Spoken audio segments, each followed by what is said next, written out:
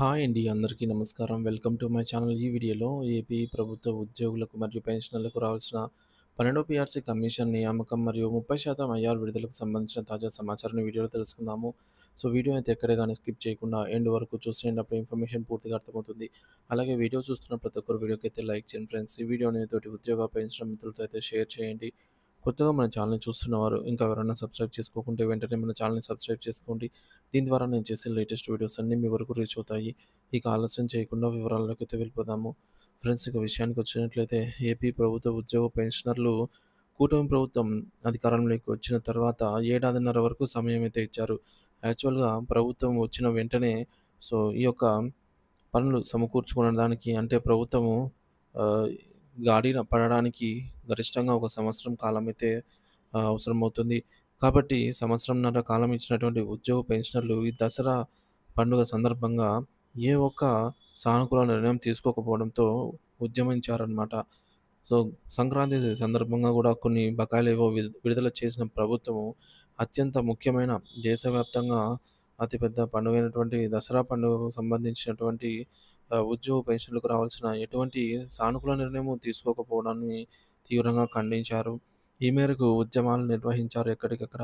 So, ఇక్కడ మనము గుంటూరులో ఉద్యమించినటువంటి ఉద్యోగుల వారి యొక్క డిమాండ్‌లు ఏంటి?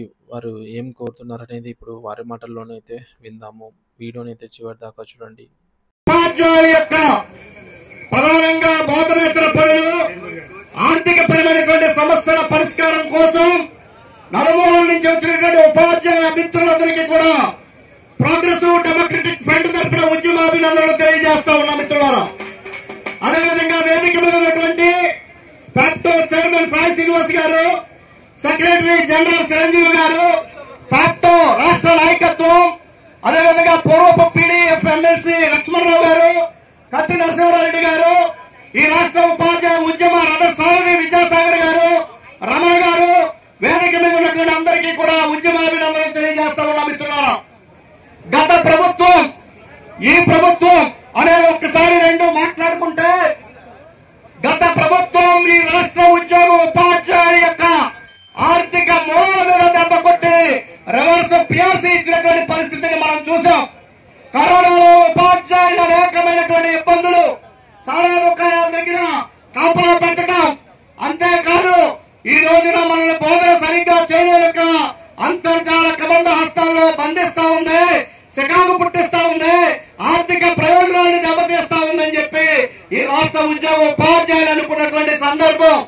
ఏమైనా ప్రభుత్వాన్ని నుంచి విముక్తి పొందాలా, కొత్త ప్రభుత్వాన్ని తీసుకురావాలా, మన సమస్యల పరిష్కారం కావాలని చెప్పి ఆశపడ్డాం.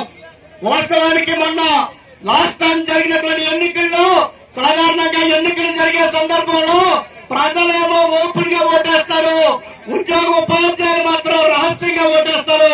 కానీ మొన్న జరిగినటువంటి ఎన్నికల్లో ప్రజలు సీక్రెట్ గా ఓటేశారు, ఉద్యోగ ఉపాధ్యాయులు మాత్రం ఓపెన్ గా ఓటేశారు.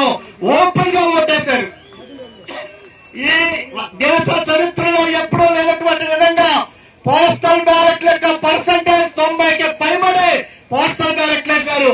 అయ్యా, నీ ఓటు విజయవాడలో లేదు గుంటూరులో ఉందంటే గుంటూరులో వేశారు, గుంటూరులో లేదు ఒంగోలులో ఉందంటే ఒంగోలులో వేశారు. చాలా కష్టపడి కసితో ఓటేశారు. ఆ పోస్టల్ బ్యాలెట్లు వేసిన సాయంత్రం పూట ప్రస్తుత ముఖ్యమంత్రి గారు, అప్పటి ప్రతిపక్ష నాయకుడిగా ఉన్నటువంటి చంద్రబాబు నాయుడు గారు ప్రెస్ మీట్ పెట్టారు. ఏం ప్రెస్ మీట్ పెడుతూ ఆయన చెప్పినటువంటి మాటలు ఏంటంటే, ఈ రాష్ట్ర ఉద్యోగ ఉపాధ్యాయులందరూ పోస్టల్ బ్యాలెట్ల రూపంలో నాకు వన్ సైడ్ గా ఓట్లేశారు, నా కడుపు నిండిపోయింది అని చెప్పి వ్యాఖ్యానం చేశారు. మరి ఈ 15 నెలల కాలంలో ఈ రాష్ట్ర ఉద్యోగ ఉపాధ్యాయుల కడుపు నిండిందో లేదో చూసారా ముఖ్యమంత్రి గారు అని చెప్పి ఈ యొక్క దండాన్ని ప్రశ్నిస్తా ఉన్నాం మిత్రులారా.